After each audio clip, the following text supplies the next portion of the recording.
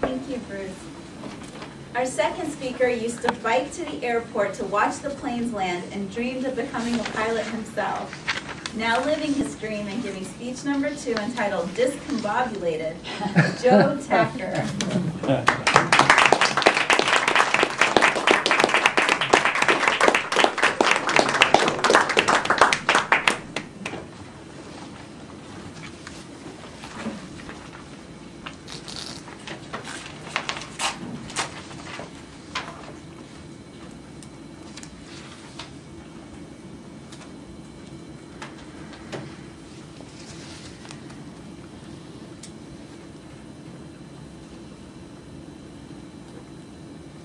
I was just a little guy, and I came on and I said, I am so discombobulated. And my dad said to me, son, don't use those slang words. Use regular words that people understand. That ain't even in the dictionary. I said, ain't either. And I dodged a little bit. Serendipitously, he didn't hit me. This was the beginning of my lifelong fascination with the construction of words. Dad would never hit me, but I wanted to be prepared just in case. I called him Dad, but actually he was my grandfather. He and grandmother had adopted me. That didn't last long. After 2 years, they sent me back.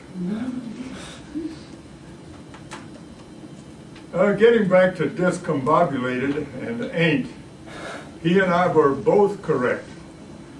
Neither of those words were in the dictionary, but that was in 1937. They are both in today's dictionaries.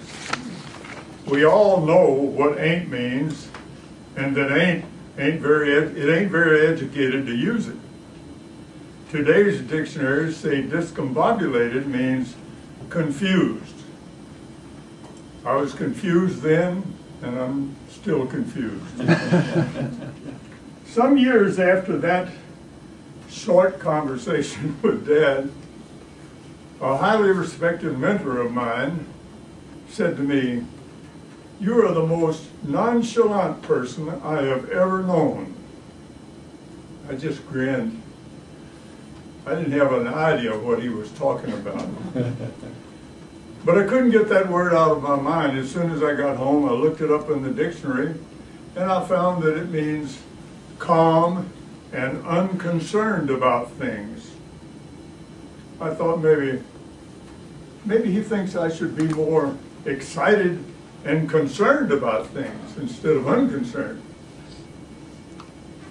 So I decided, if it's nonchalant that I am, maybe I should be chalant. So I looked up that word, and there's no such word. I thought back to that word, discombobulated. Maybe if I took off the first 3 letters of that word, it would mean that I'm combobulated, as in not confused.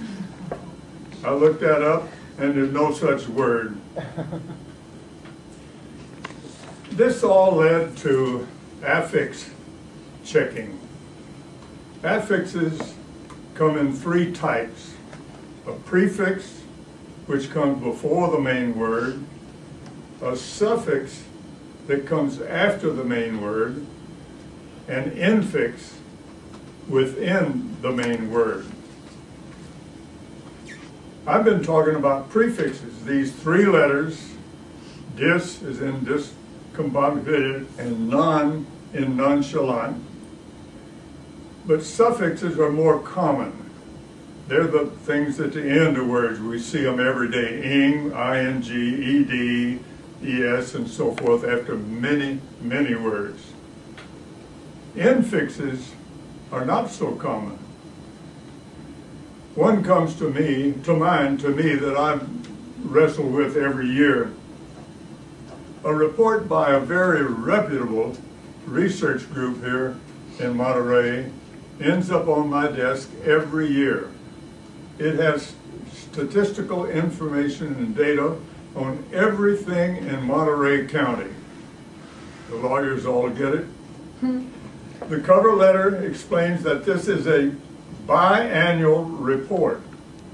In the middle of the year, I call them and ask where the new report is. A well-paid secretary, who I know a little bit, patiently explains to me that the report comes out every 2 years. You realize that, Joel? And I said, that's what biannual means, she says. I explained to her that biannual with an A after the I means twice a year. To mean every 2 years, you must put an E after the I.